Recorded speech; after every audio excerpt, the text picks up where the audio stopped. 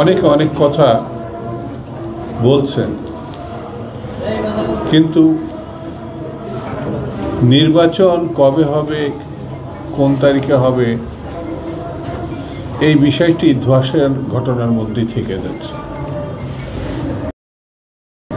খুবই জরুরি ঘটনাটা, কারণ গণতন্ত্রের পতন তখনই সার্থক হবে যখন গণতন্ত্রের উত্তরণ সম্পূর্ণ হবে। গণতন্ত্রে যদি উত্তরণ সম্ভব না হয়, তাহলে এটা ধরেই নেওয়া যায় গণতন্ত্র ফিরে আসার সম্ভাবনা থেকে যাবে। যারা যে কোনো কারণে, যে কোনোভাবে, যে কোনো ওসিলায় গণতন্ত্র উত্তরণের যে নির্বাচন, সেই নির্বাচনকে প্রতিবন্ধকতা সৃষ্টি করছেন, বাধা দিচ্ছেন, তারা পক্ষান্তরের পক্ষ নিচ্ছেন।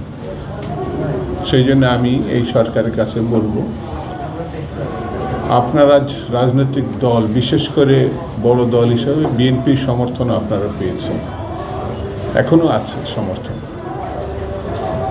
কিন্তু সেটি অবমূল্যায়ন করা ঠিক হবে না। বিএনপি প্রায় 16টা বছর ধরে গণতন্ত্রের জন্য সংগ্রাম করে স্বৈরাচারের বিরুদ্ধে। যারা আজকে গণতন্ত্রের পতনে বিএনপির ভূমিকাকে খাটো করে দেখছেন, তাদের বলবো, বিএনপি যখন আন্দোলন শুরু করেছিল, যাদের বয়স এখন 26 থেকে 28-এর মধ্যে, তারা তখন শিশু ছিল।